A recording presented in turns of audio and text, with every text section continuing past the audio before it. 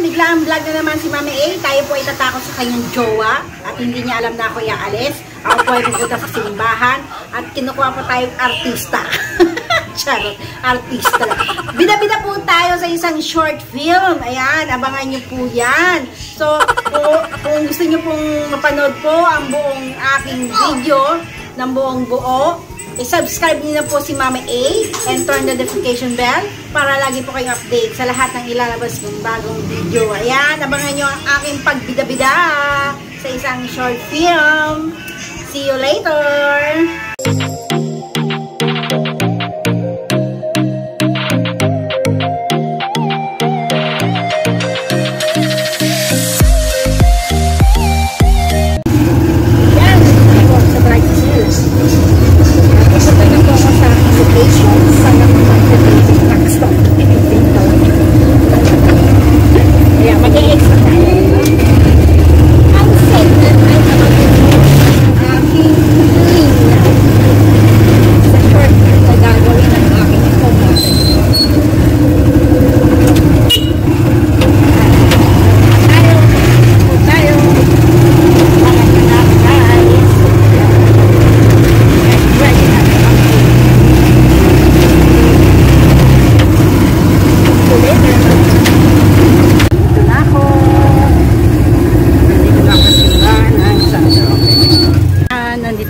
Ng location ang segment, bibili ako ng sampagita.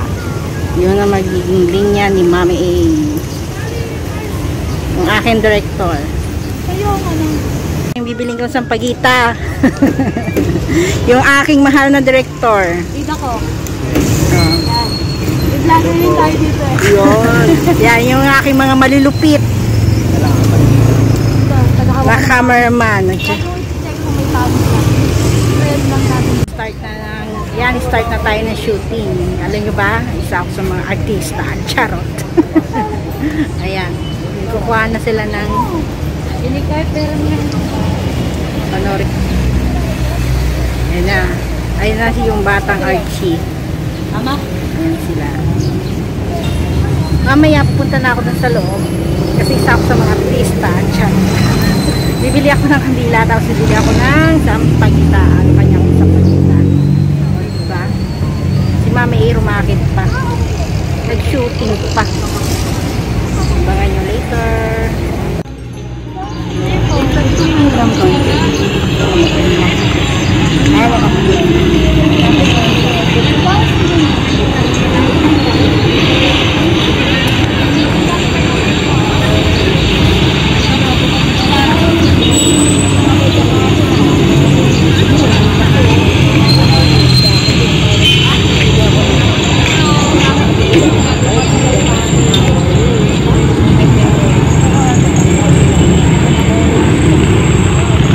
Bablog ko kasi yun.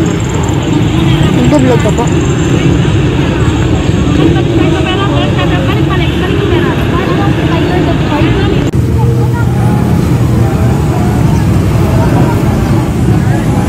Shooting ko sila. Action! Alright. 15 minutes lang. Yes, artista na ako.